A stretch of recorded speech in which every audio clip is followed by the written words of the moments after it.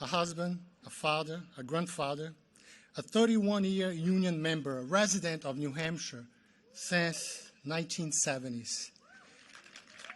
When I became naturalized American citizen, I drove from that naturalization ceremony with my certificate in hand straight to town hall and registered to vote.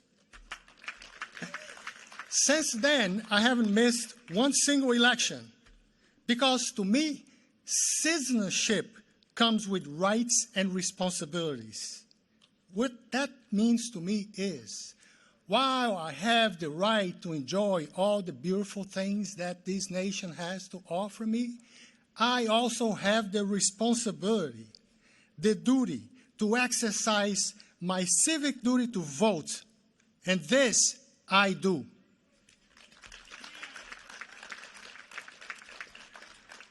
In my early beginnings in New Hampshire, I was a manufacturing worker, something which I'm very proud of. What if I told you that once a manufacturing worker was paid a living wage, enough to buy their own house, had excellent health care with no premiums, no co-pays, no deductions, no tricks. It included dental, hearing, eye care, prescription. That worker also received a profit-sharing benefit check, had employer-matched retirement savings account, had employee-sponsored college tuition, was able to graduate with a master's degree without one single student loan, a factory worker. Many of you will say right here, impossible. Not here, we're not communists. Well, that worker was me, right here in New Hampshire, in the 80s. And so were many, many, many other people. That's how the working class was treated back then, until corporate greed came along and stole the American dream from us one piece at a time.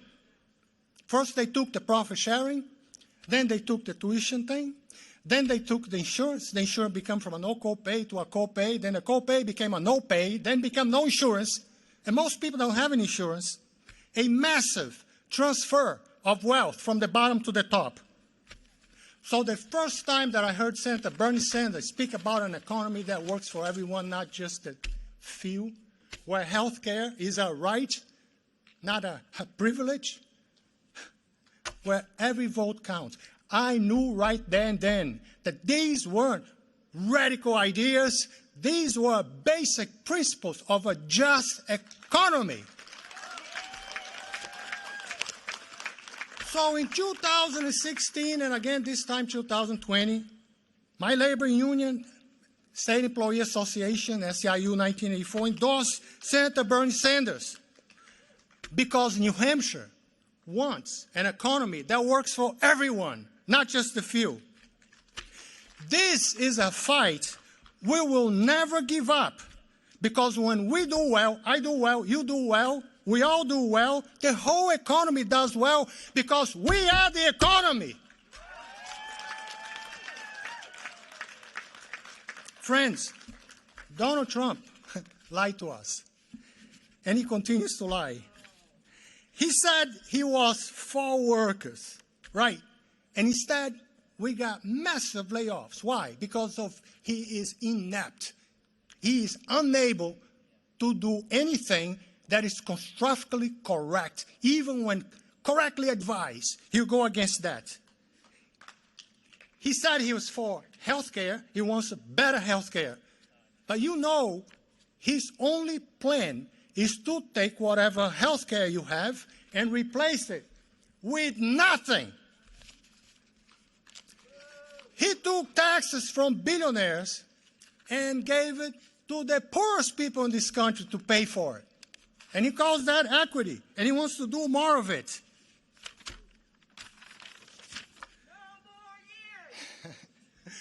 We simply cannot afford another 4 years of Trump's lies, chaos, and disaster.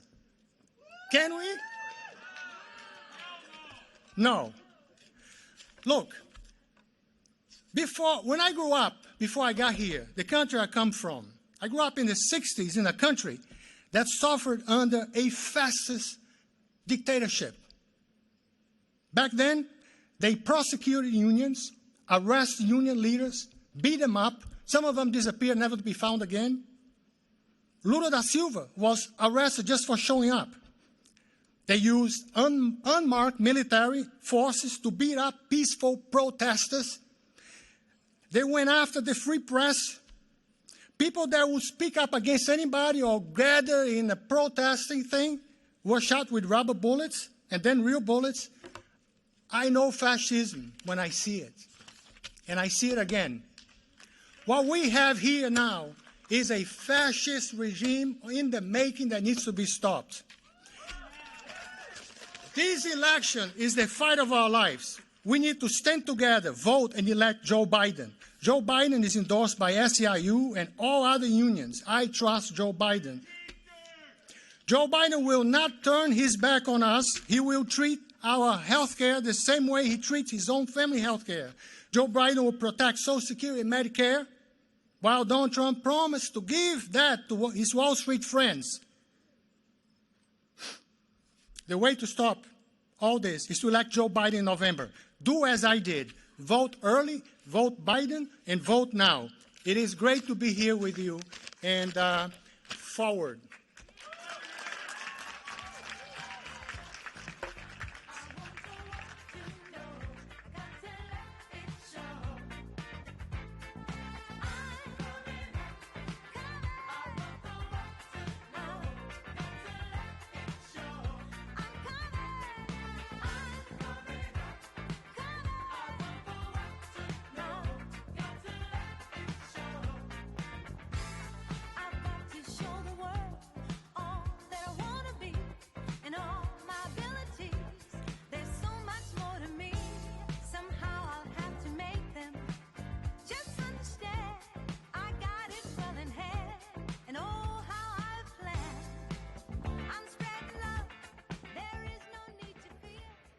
Please welcome Dartmouth College pre-med student, Ramya Chalapa.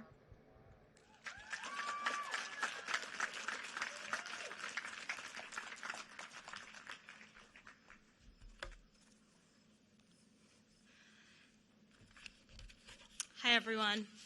My name is Ramya Chalapa. I'm a sophomore at Dartmouth College. As a young person looking ahead to my future and the futures of my peers, it is a terrifying feeling to realize that the decision makers in government don't really seem to have an interest in preserving that future for us.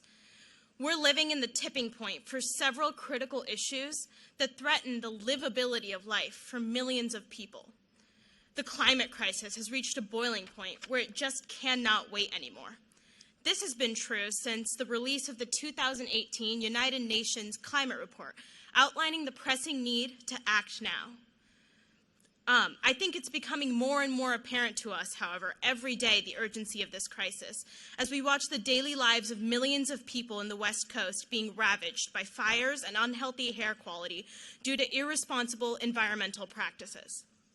We need an administration that believes in science so that they can take action when needed to protect their people and to protect us. But we also need an administration that inherently believes in morality and the value of human life. The past several months have brought to the forefront the reality of decades' worth of racial injustice and institutional violence in the United States. The pandemic has also revealed gaping inequalities in healthcare access and treatment, disproportionately hurting populations that don't have easy access to wealth or healthcare. Specifically, as a young American woman, I am now more concerned than ever about the continued existence of my own bodily autonomy and choice, as we face obstacles to protecting the Supreme Court and other safeguards that are meant to protect us from infringements on our most basic and fundamental rights. We are at an intersection, faced by the culmination of years of disregard for the structural inequities and class differences that plague the United States. I'm a sophomore in college. This is when I'm supposed to figure out who I want to be, what I want to do with my life. But it feels difficult to have dreams and aspirations for ourselves when we're dealing with the constant anxiety of an uncertain and super chaotic future. When I saw the accomplishments and ideals of the progressive movement and the policies and solutions that Senator Bernie Sanders championed, I felt for the first time in a really long time hope that an equitable and humane future is possible for my generation. And I still believe in the strength of this movement because I believe in its intentions, that it exists and will continue to fight to provide tangible solutions and justice for the millions fighting institutional, racial, and structural violence right now. One of the most vital things to do in this next month is to vote for Joe Biden and to vote in an administration that has the intention to protect its people, that has policies to maintain access to health care and strive towards a cleaner, safer environmental future. But most importantly, we must vote in an administration that is interested in listening to its people and willing to change and help us as we continue to struggle towards justice for everyone. Please go, when you have a chance, to iwillvote.com/NH to learn more about all of the ways that you can vote this election. And if possible, take the time to bring in those around you to vote. We won't make the gains that we have made in the past few years futile as long as we look forward to the future and vote in the next month. Thank you.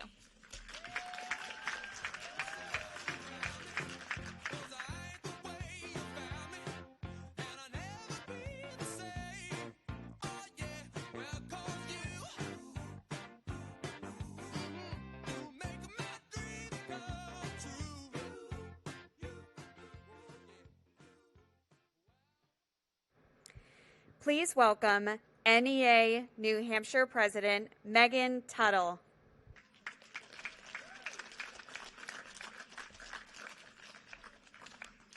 Hello, everyone. I'm so happy to be here today. My name is Megan Tuttle. I'm a mom of 3 boys, an educator, and president of NEA New Hampshire. We have over 17,000 members, and we're the largest union in the state. We've been very active in this year's elections. Why?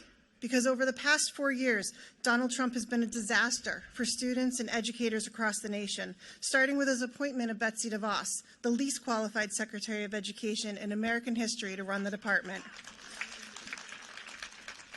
Because over the past 4 years, the governor of our state and his commissioner of education, the least qualified commissioner in New Hampshire history, have been a disaster for public education and have followed lockstep every page from the Trump-DeVos How to Dismantle Public Education playbook. But mostly because our members are here, they care, and they vote. We believe in the promise of public education, and we know Joe does too. We believe every student, regardless of family income or place of residence, deserves a quality education, and so does Joe. We believe public education is the gateway to opportunity and that all students have the human and civil right to a quality public education that develops their potential, independence, and character, and so does Joe. We believe, public education is vital to building respect for the worth, dignity, and equality of every individual in our diverse society. We believe public education is the cornerstone of our republic and provides individuals with the skills to be involved, informed, and engaged in our representative democracy. We believe public funding belongs in public schools. Biden and Harris are the dream team that students, educators, and parents need in the White House. We've seen their commitment to our students' futures time and time again on the campaign trail, and we know they're committed to the vision we all share to help every student reach their potential by investing in our public schools and colleges. We're here because we know that on day one, Joe Biden will fire Betsy DeVos and replace her with someone who actually has experience in a public school classroom. We're here because we know Joe Biden will be a partner with public educators. Along with Dr. Jill Biden, an educator and a longtime NEA member, they'll listen to those who know the names of the kids in the classrooms when it comes to deciding what's best for our students. He'll support paying educators like the professionals we are and invest in education opportunities for all Americans from preschool to grad school and beyond. He will keep his promise to put the health and welfare of our students, educators, and families first. He will listen to doctors and scientists on when and how to reopen schools safely, and to listen to educators and parents on how to best support our students during and coming out of these tough times. Steady, informed, compassionate leadership has never been more important. Our schools and our nation deserve nothing less. That's why NEA New Hampshire is proud to stand with Biden and Harris. This election, don't leave anything to chance. Make a plan to vote. Be sure you're registered. Encourage your friends to make plans to vote. There's so much at stake this year. This may well be the most important election of our lifetime. Be heard and vote. Thank you.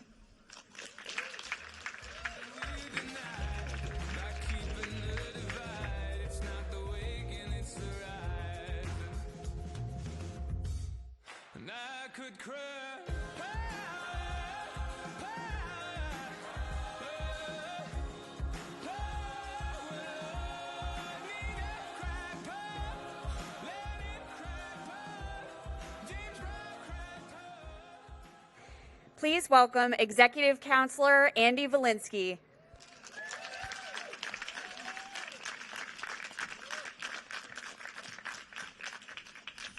Hey, everyone. I used to be a candidate for governor. But I'm sitting here today in this beautiful setting, looking up at that ski jump and wondering who put the sign "Hope" at the bottom of it. I think voting is about hope. Voting is about faith. Voting is about what you believe in. If, like me, you believe that Joe Biden is not the kind of person who will put children in cages and vilify immigrants, then you need to make a plan to vote. If, like me, you think there is still time to combat climate change and that Joe Biden will do that, then you need to make a plan to vote. If you think, like me, that Joe Biden believes that health care is a basic human right and he will not endeavor to invalidate the ACA, then you need to make a plan to vote. There is some symmetry to my being in Lebanon today. Almost 10 months ago in Lebanon, I endorsed our next speaker in his run for president. I was proud to do that because his policies, like mine, deal with income inequality, access to education, health care is a basic human right, combating climate change like it really matters. It is my privilege and my honor once again to introduce your friend and mine, Senator Bernie Sanders.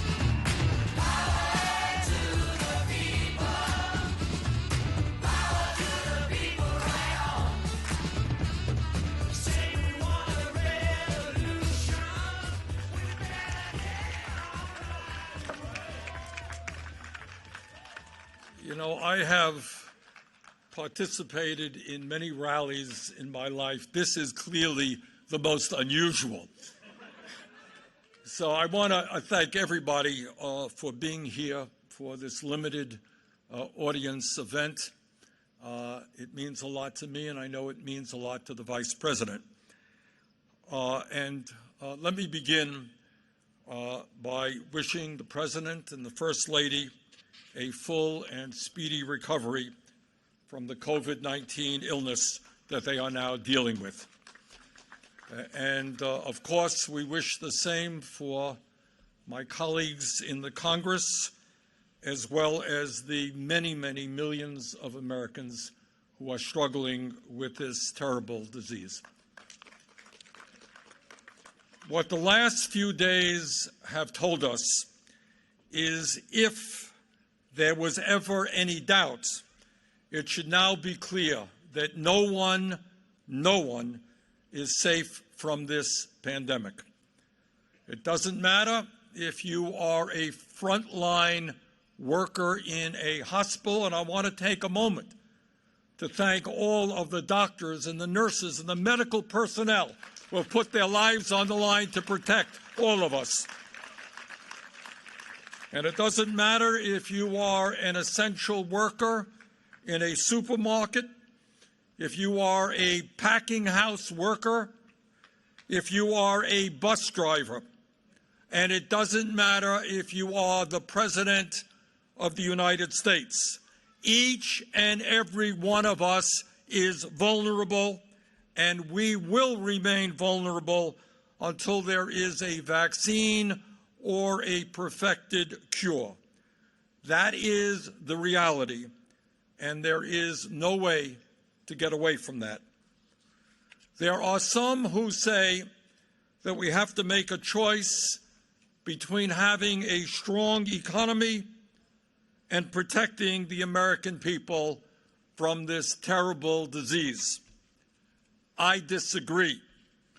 The truth is, we will never have a strong economy so long as this pandemic continues to surge, as it is today. We will never have a strong economy if people are afraid to go to work, afraid to go to school, afraid to shop, afraid to have dinner at a restaurant, or afraid to do all of the things that we normally do. We will never have a strong economy unless we get this pandemic under control. Is the solution to this crisis to shut down the economy and lock everybody in their homes? No, it is not. We can keep our country moving forward if we do so in a way that is disciplined, not dangerous, that is responsible, not reckless. And now I want to ask you and the American people some very simple questions. Which candidate for president has shown that he will be disciplined, that he will be responsible in dealing with this pandemic? Which candidate for president has made it clear that he will develop policies based on the advice of the best scientists in our country and the world? Which candidate for president will develop national protocols and guidelines and model the behaviors we all need to engage in to keep our families, our neighbors, and ourselves safe? Which candidate has the temperament to see us through this difficult crisis? And let me repeat that point. Which candidate has the temperament to see us through this difficult crisis? I don't think there is any doubt that the answer to those questions is that in the worst public health crisis of the last 100 years, we need Joe Biden as our president.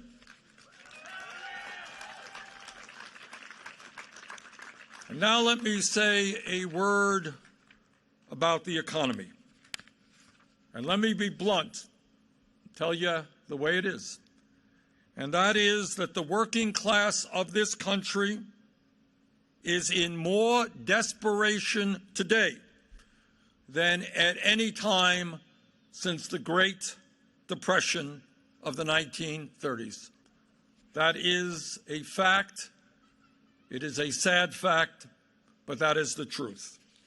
Tens of millions of our fellow citizens have lost their jobs as a result of this pandemic. They have lost their incomes. They have lost their health insurance. They have depleted their life savings. They cannot afford to pay their rent or their mortgages. And in too many cases, in the richest country on earth, they cannot afford to put food on the table for their kids. Today, the percentage of Americans who lack employment is at the highest level in 45 years, while tens of millions of Americans who do have jobs are often working part-time for starvation wages.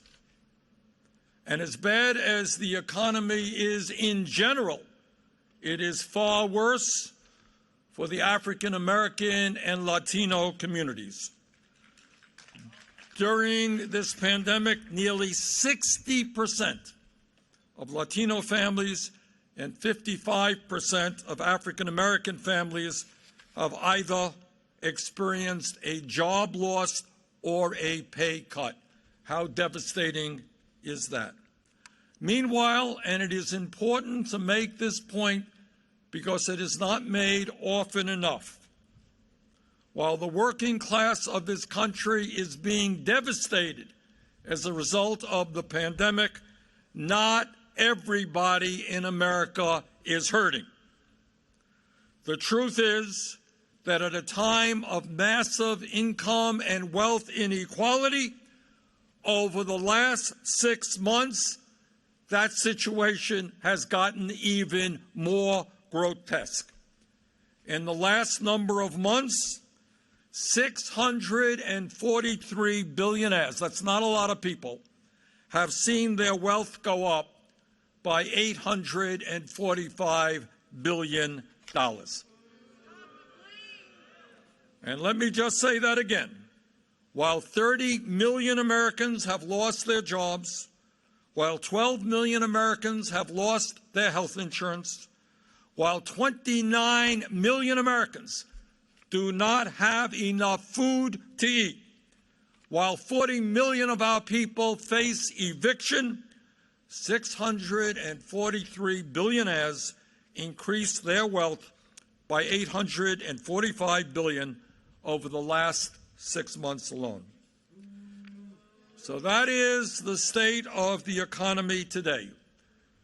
Simple truth is that the very, very rich are getting much, much richer, while nearly everybody else is struggling or getting poorer. And let us be very clear. Despite what you may have heard, over the past 4 years, the economy has not been very good for the working class of this country. Sometimes we lose track of that, but here is the truth. You don't have, over the last 4 years, and I'm not now just talking about the last 6 months, but you don't have a strong economy when half of our people are living paycheck to paycheck. Do you all know what living paycheck to paycheck is about? I grew up in a family that lived paycheck to paycheck. Joe Biden grew up in a family that lived paycheck to paycheck. Many of you are living paycheck to paycheck. If you got one. It was not a good economy for the last 4 years when 87 million Americans were uninsured or underinsured, couldn't get to a doctor when they were sick, and unbelievably and horrifically, when 68,000 Americans were dying each year because they could not go to the doctor when they got sick. Can you imagine that? Richest country in the history of the world. 68,000 of our people die each year because they can't get to a doctor when they get sick because they lack the money and don't have any health insurance.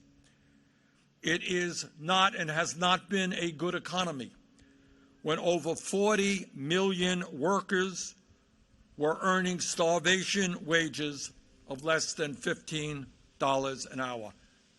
And here again is the simple truth. Nobody in America can make it on $8 or $9 or $10 an hour. And over the last 4 years, it has not been a good economy when half of older workers, and we don't talk about this enough, when half of older workers had no retirement savings, Imagine being 55, 60, 65, you don't got a nickel in the bank, and now you're on retirement. And how do you do that with any shred of dignity? It is not a good economy when over 500,000 Americans are homeless. 500,000 of our people are homeless, including many veterans who put their lives on the line to defend us. And as part of that housing crisis that we are experiencing, some 18 million families are spending half of their incomes on housing or more. How do you take care of your basic needs if you're spending half of your income on housing? But I must tell you, over the last 4 years, it was again a great economy for the billionaire class, and it has become even better for them during this horrific pandemic. My friends, we need an economy that works for all of us, not just the few.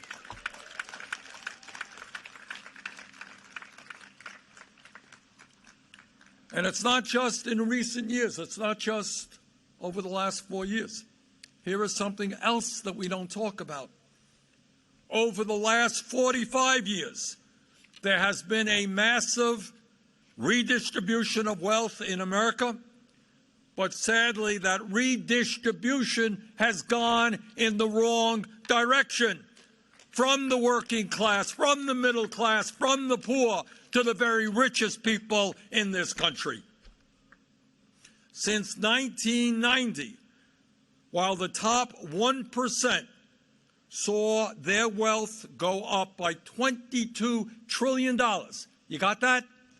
Top 1% saw their wealth increase by $22 trillion. The bottom half of America saw their wealth actually go down. Today, the average worker in America, and this is really quite astounding when you consider the growth of technology and the explosion in productivity, the average American worker today is now making $34 a week less than he or she did 47 years ago after adjusting for inflation. Can you imagine that? Over a 47-year period, an explosion in technology, increase in worker productivity, and yet the average American is earning less than he or she did 47 years ago.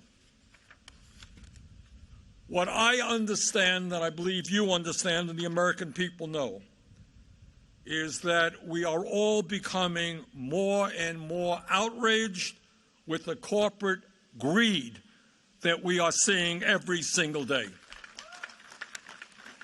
The American people are sick and tired of large, profitable corporations shutting down here in America and then moving to low-wage countries all over the world. They are sick and tired of seeing CEOs now make 300 times more than their average employees, while they give themselves huge bonuses. They cut back on the health care benefits of their workers. The American people are sick and tired of that corporate greed. They are sick and tired, all of us, paying by far the highest prices in the world for prescription drugs, while at the same time the pharmaceutical industry makes tens of billions of dollars in profit year after year after year. In my view, the American people understand that we can no longer sustain an economy which has more income and wealth inequality today than at any time since the 1920s, and when 3 people own more wealth than the bottom half of this country. 3 people.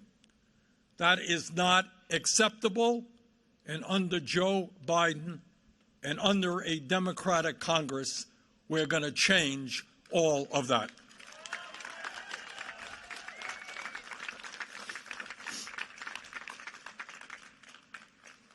Together, we're going to end a rigged tax code that allows billionaires to pay a lower tax rate, an effective tax rate, than nurses, teachers, and truck drivers, while at the same time we have the highest rate of childhood poverty of almost any major country on earth. So together, what this campaign is about, and what we must do in the future, is bring our people together by the millions to create a government and an economy that works for all of us, not just the 1%.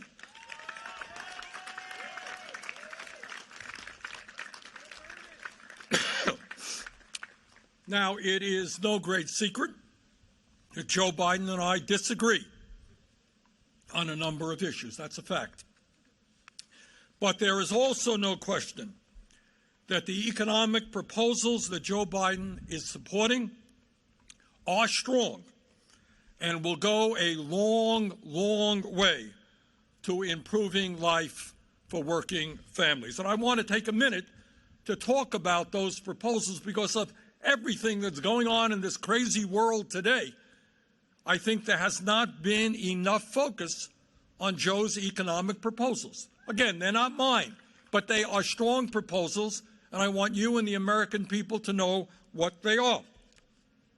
Joe Biden, you and I know that it is not acceptable that tens of millions of Americans work at starvation wages.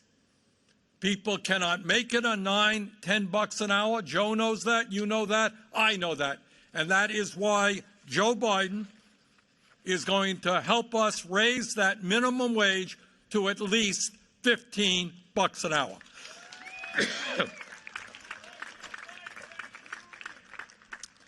What Joe understands is that if you work 40 hours a week, you should not be living in poverty.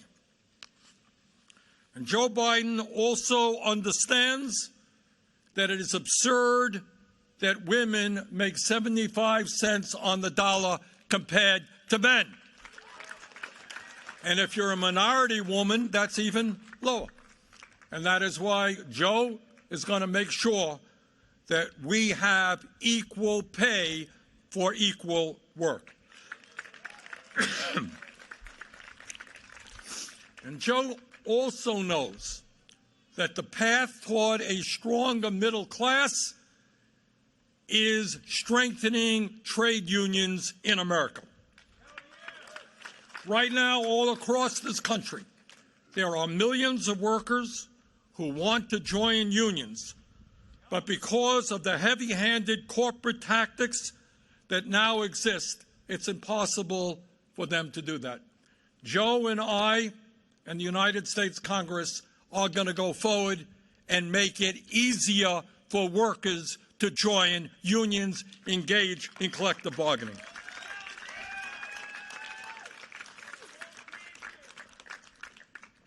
And Joe also understands that we have got to stop providing corporate welfare to companies that are throwing American workers out on the street and moving abroad. It's absolutely insane that we provide welfare to these guys and then they say thank you and they shut down factories and plants in America. And there's something else that Joe understands, and that is that in the midst of the worst economic crisis in our lifetimes, we need to create millions and millions of good-paying union jobs. And the fastest way to do that is to rebuild our crumbling infrastructure, our roads, our bridges, our wastewater plants, our water systems, and to build millions of units of affordable housing.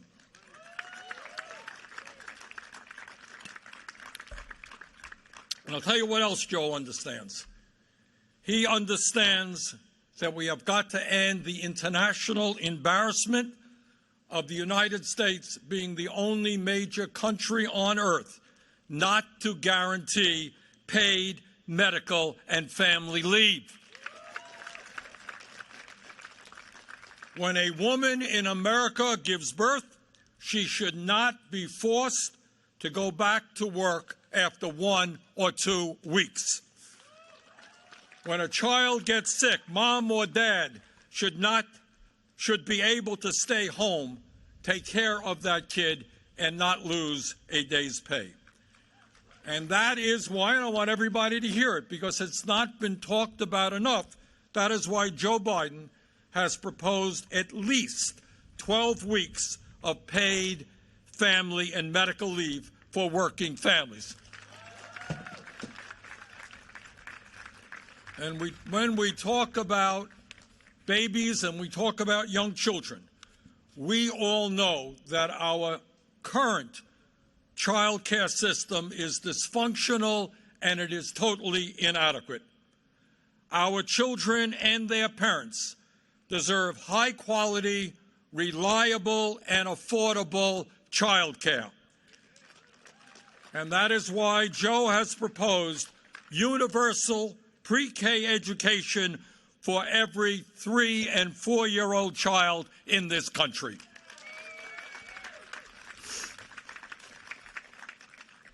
And when we talk about having the best educated workforce in the world, Joe understands that we have got to make public colleges and universities tuition-free for the working class of this country. And that we must substantially reduce student debt in America.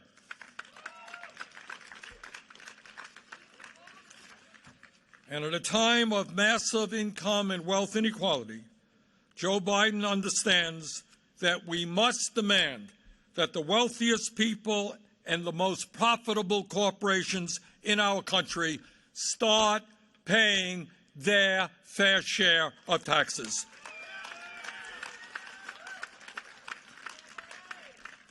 No more tax breaks for billionaires while 500,000 Americans sleep out on the street. No more tax breaks for companies that ship jobs overseas or shift their profits to the Cayman Islands. And Joe also understands that 1 out of 5 Americans who walk into their doctor's office and gets a prescription, they cannot afford to fill that prescription because of the outrageous cost of prescription drugs in this country. And what Joe Biden knows and what I know is that if anybody is serious about health care reform, we have finally got to summon the guts to take on the greed of the pharmaceutical industry. During my campaign for the presidency, I took a trip from the Midwest a few miles into Canada to buy insulin for diabetics. And we've got millions of people who are dealing with diabetes and the need for insulin. We went 15 minutes away from Detroit, Michigan, into Ontario, Canada. We bought the same damn insulin as sold in the United States for 1/10 the price that was charged in America. 1/10 the price. That is an outrage. And together, Joe knows, I know, and you know, that we have to take on the collusion, the price fixing, and the greed of the pharmaceutical industry so that Americans no longer pay the highest prices in the world for the medicine we need. Now, as many of you also know, the United States is the only major country on earth not to guarantee health care to all people as a human right. Meanwhile, despite paying almost twice as much per person for health care as the people of other countries, over 90 million Americans today are uninsured or underinsured. And unbelievably, over 500,000 people go bankrupt every single year because they cannot afford to pay their medical bills. While Joe and I disagree on the best path to get to universal coverage, his proposal will greatly expand access to health care and make it more affordable for tens of millions of people across this country. And here's an important point that has not been talked about enough during this campaign. He is going to lower the eligibility age for Medicare from 65 to 60, meaning millions of more people will be eligible for Medicare. He will expand Medicare to cover dental care, eyeglasses, and hearing aids. And he will substantially increase funding for community health centers to make sure that millions of Americans get the primary health care and the mental health care that they desperately need. Joe knows that when you talk about health care, you're talking about mental health care as well. And by the way, if the Democrats gain control of the Senate, you're looking at the chairman of the subcommittee on health. And trust me that the healthcare industry and the drug companies will understand a very new reality when that happens.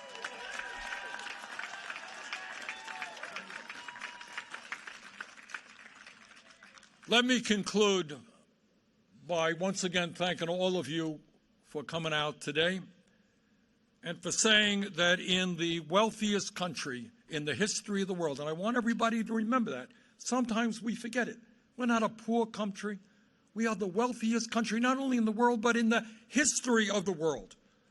We need to create an economy that works for all of us, that works for our children, that works for our seniors, that works for the middle class, for the working class.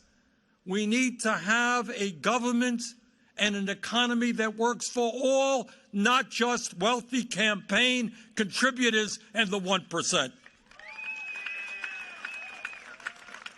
There is no excuse, none whatsoever, that in our country we have millions of workers today who are unemployed. We can put those workers back to work. There is no reason why over 90 million people lack health insurance or are underinsured. We can provide health care to all as a human right. There is no reason why we have the highest rate of childhood poverty of almost any major country on earth and a dysfunctional child care system. If we love our country, we love our children. And it's high time we had the best educational system in the entire world. So, brothers and sisters, at this critical and unprecedented moment in American history, it is absolutely imperative that we stand together, black and white, Latino, Asian American, Native American, gay and straight, those of us born in the United States, those of us who are immigrants. Let us stand together and elect Joe Biden as the next president of the United States. Thank you all very much.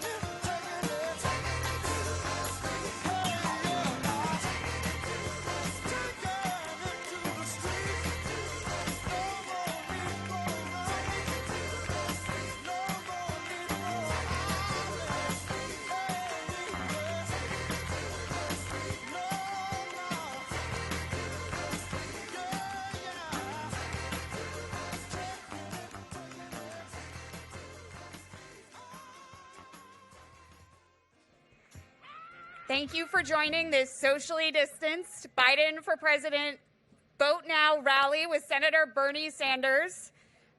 We encourage you to take your lawn signs at your squares